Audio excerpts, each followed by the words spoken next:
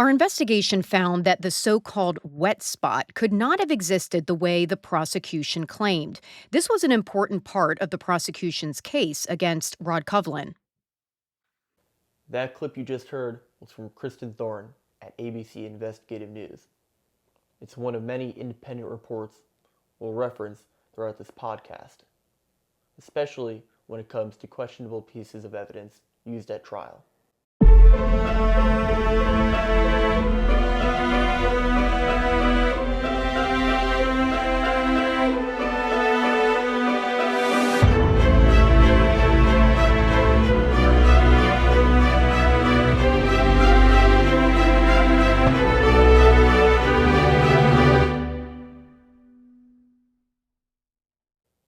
I'm Myles Covlin. When I was 3 years old, my mother, Shele Covlin, died in 2009. But I was too young to remember what happened. My sister Anna was 9, and she remembers everything. What happened that night, the following day, and the related events in the months and years that followed. She also remembers the most extraordinary mother who she has many wonderful memories with. Our father, Rod Covlin, was convicted of murdering our mother more than 9 years later, when I was 12 years old. That I do remember. I also remember his arrest 3.5 years prior, when I was 9. It was a week after he took me and my sister to celebrate my birthday. It was one of the best days of my life. We had brunch that day, we saw the Blue Man Group, and he got me a remote control car that I got to customize. He's always been a great dad, and he's remained unwavering that he had nothing to do with my mother's passing. But I don't want to go forward just taking his word for that. I want to know the truth with as much certainty as possible by evaluating the evidence. This podcast isn't about choosing sides. It's about going through every piece of evidence, every contradiction, and every claim, and letting you decide what to believe. I'm Tal, and I'll be here for most of the episodes.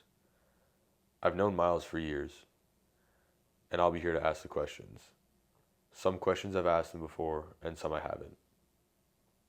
Now that Myles has asked me to be a part of this podcast, I get to ask those, and some new ones you might be wondering about too. Now, let's get into what happened that night. The prosecution's case is that my father killed my mother by first beating her in her bed, then dragging her into the bathroom, then putting her in a chokehold and in a tub filled with water. But here's what happened according to my sister Anna. December 30th, 2009. My sister and I were sleeping in our mother's bed. That's something she says we did sometimes. I don't remember it, but Anna does. She told me she woke up because I kept asking where our mom was. The bathroom light was on. She peeked in, and at first, she thought her mother was just washing her hair. But I asked again in the morning, and Anna went into the bathroom and found her mother dead in the tub filled with bloody water. Anna immediately ran to the landline phone and called our dad, Rod, who was living in the apartment across the hall. He told her to open the door. She unlocked and unchained all 3 locks. The deadbolt, the regular lock, and the chain. When my dad came in a little after 7 a.m., he immediately rushed to the bathroom and pulled my mom out of the tub. Realizing that rigor mortis had set in, and noting that my mom was cold and purple, he knew she was long deceased. Not wanting to get our mother's bloody bathwater on us, he raced across the hall and changed into a dry set of clothes. In fact, he was so quick that he didn't have time to put his socks on. and first responders noted that later in the morning they saw him putting his socks on. Then he spent a few minutes comforting me and my sister before calling 911.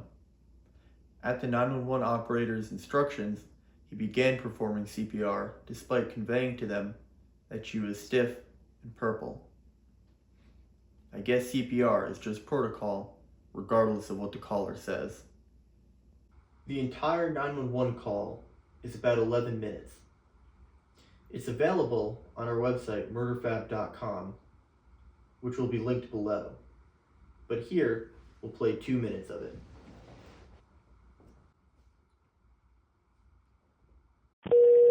EMS 8677. 8677 1482. We going to Manhattan? You're the patient. It's you? No. All right. Is she breathing? No. You got to get her on the floor. No. You're going to lay her down on her back. That's how you're going to help her till the crew gets there. I'm going to stay in the line with you. It's 155 West 68th Street, apartment 515. So let's do this. You're going to do this for her? You're going to get her out the... Is she in the tub? Yeah. I took her. You're going to take her... She wouldn't move. She's... So you're going to get her down on the floor. Yeah. Yeah. And let me help you until the crew gets there. Do you see her breathing air? She's not. So you got to start CPR. That means I said she's been in there for hours and hours. So do you want to do CPR? It's your choice. Do you want to do it? Pushing on her stomach. That means 30 compression, middle of her chest. Blood came out. Oh, shit.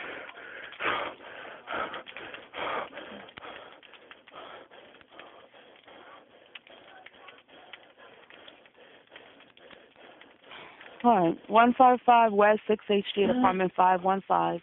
Like I said, at this point, CPR needs to be done, but do you want to do it? Okay.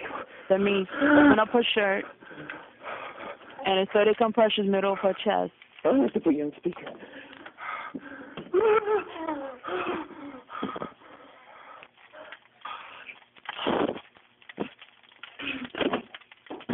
Thanks, Lucy. What am I doing? What am I doing? What am I doing? What am I doing? What am I doing? That means 30 compressions, middle of her chest. One hand over the other, right between the two nipples, and you push. My mom was declared dead at the scene about 15 minutes later. The entire 6th episode is devoted to me speaking with Anna about the events of that night, the next morning, and everything else she knows about.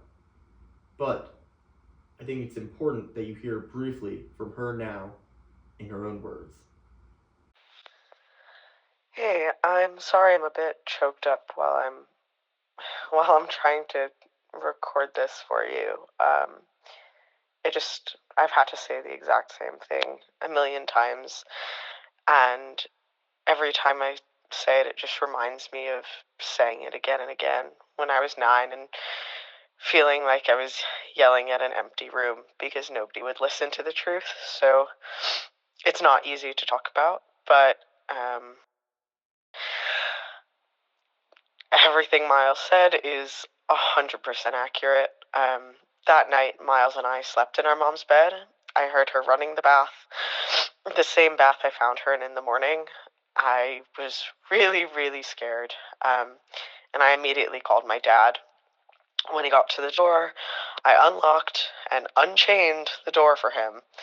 I told detectives this 4 times that day and in 2 subsequent interviews in the following months, where I begged them to look at the notes from the previous detectives because I was saying the same thing. And that's still my memory to this day. There's just no way he was in the apartment that night. And I hope this time that I'm saying it, it matters, because it is the truth. Now that you've heard from Anna, let's get back to the timeline. Before we mention the arrest itself, it's important to understand the timeline leading up to it. My parents met the day after Valentine's Day in 1998. They were married just 7 months later, on September 7th of that year.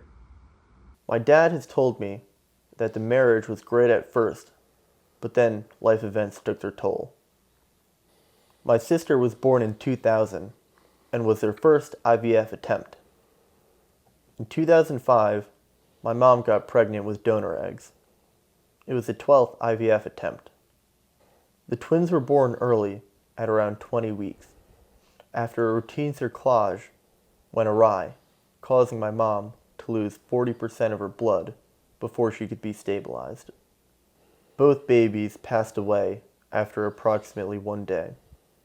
My parents had a double funeral for them. I was born a year and a half later at the end of 2006. I was the third donor egg and 13th and final IVF attempt. My parents separated in early 2009, and by May, their divorce had begun. By that time, my dad was living in the apartment across the hall. She died at the end of the same year, in December of 2009. Her death was initially declared accidental or of undetermined cause. Shortly after my mom passed, one of my mom's oldest friends told my dad that she felt like my mom was never the same after the death of the twins. In hindsight, my dad says he feels like that was the beginning of the end of their marriage. Then, several months later, following pressure from her side of the family, my mom's body was exhumed. After that, the cause of death was changed to homicide because the medical examiner found a broken hyoid bone. My dad wasn't arrested until nearly 6 years later, on November 1st, 2015, when I was 9. My sister, my grandparents, and I were all shocked. My sister and I had been living with my grandparents since my mom passed, and my dad had lived with us for about half that time. My sister and I had limited contact with a few of my mom's family members, but none with her parents. They filed for grandparents' visitation, but after it became clear they were going to lose, they dropped it to save themselves the embarrassment. A New York Post article published just 29 days after my dad's arrest revealed that Manhattan DA Cyrus Vance had serious doubts about the case only weeks before the arrest was made. The article says, Manhattan District Attorney Cyrus Vance Jr. was so unsure about finally bringing charges against Rod Covlin in the 2009 murder of his wife that he pulled the lead prosecutor out of the grand jury room as she was presenting evidence in the cold case to question her about it. The Post has learned. Enraged by Vance's move, Assistant DA Ann Prunty quit on the spot. The article then goes on to say, during the meeting they had, Vance questioned whether the largely circumstantial evidence against Rod Covlin was strong enough and whether more investigation was needed, sources said. This tells us that District Attorney Cyrus Vance didn't think they had enough evidence to convict my father. And yet, just weeks later, they assigned another ADA who moved forward aggressively with charging my father. Between the argument referenced in that article and this assignment of the new ADA, there were no new witnesses, no new search warrants, and no new discovery. And that raises some serious questions. What happened to make Cyrus Vance change his mind? But to understand my father's conviction, we should first evaluate the evidence and the case against him. My initial plan was to start there. However, as I evaluated the evidence that ADA Matthew Bogdanos leaned most heavily on to convict my father, I found some very serious problems with it. Because of just how serious these problems are, it became necessary to start with them before even getting to the real evidence. Let's start with a wet spot that Kristen Thorne covered at the beginning of the episode. Now, we'll replay that for you.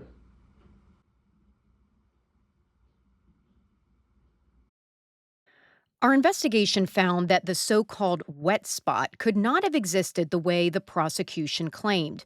This was an important part of the prosecution's case against Rod Covlin. Prosecutors claimed that my dad beat my mom in her bed that night and used seltzer to clean up the purported resulting bloodstains. Like Kristen claimed, the wet spot could not have existed in the way the prosecution claimed. In fact, it couldn't have existed at all. In episode 2, we'll show you the photos that the jury was shown, tell you what witnesses said about the bed that morning, and tell you what the prosecutor, Matthew Bogdanos, said about the alleged wet spot. You'll see the exhibits that the jury was shown, and we'll break down exactly how the prosecution tried to use them. Next, the second piece of evidence, the blood evidence. The prosecution's entire case rested on blood spatter being on my mom's body at the scene of the crime. Prosecutor Bogdanos claimed that the beating that my dad supposedly gave my mom resulted in blood spatter only on her lower legs and feet. Now, as odd as that may seem, there was in fact not a single drop of blood on those areas at the scene of the crime. So where does the idea of blood splatter come from at all? In episode 3, we'll explore that. And just like with the wet spot, we'll show you the exact photos and diagrams the prosecution relied on. And then there's my mom's medical history. This is in reference to the broken hyoid bone. At the trial, the prosecutor led the jury to believe that my mom did not have osteoporosis. But she did, and I have the medical report to prove it. And prosecutor Bogdanos had the same medical report at the time of the trial. Dr. Casey Jordan is a criminologist and crime scene expert. She appeared on a Piers Morgan podcast dealing with my father's case. In that episode, she discussed how my mom's osteoporosis could only have made it more plausible that a fall broke the hyoid bone. And remember, the broken hyoid bone is largely why they declared a homicide. That is going to be in episode 4. We'll show you the actual medical report and trial transcript lines where, and this is really the only way to say it, misrepresented. Our 5th episode, before the interview with Anna, we'll get into a few items that had been moved in my mother's apartment months after she passed. These items include a cell phone, a pocketbook, a toiletry bag, and a few other items. The prosecutor used these to claim that my father had access to the apartment. He then went on to say that if my father had access to the apartment after my mom passed, then he must have had access before. However, we will be providing evidence that seems to contradict that claim. Each of these topics, the wet spot, the blood spatter, and the moved items, will have their own dedicated episode. In the first few episodes, we'll deal with several instances of prosecutorial misconduct. Evidence that has been fabricated, misused, or misrepresented in court. We'll also look into my dad's behavior, digital forensics, legal strategy, and expert testimony. We'll invite guests on, such as Seth Zuckerman, one of my dad's attorneys. He's been helping my dad out pro bono for the past 5 years, and has been helping me with this podcast. From knowing Myles all these years, I know that Rod had been a good father towards him, despite being in prison these last 10 years. But there's plenty that will portray him negatively. We're here to present the facts, good and bad, and let you come to your own conclusions. In episode 2, we'll dive into the wet spot issue and answer a question I've always wondered, which is why my dad's attorneys never objected to Bogdana showing a picture of a wet spot that didn't even exist. We'll walk through the exhibits, testimony, and prosecutorial arguments, and show you what the jury saw versus what they didn't. And what happens when a prosecutor shows the jury something that didn't even exist. Thanks for listening to How to Fabricate a Murder. We'll see you soon.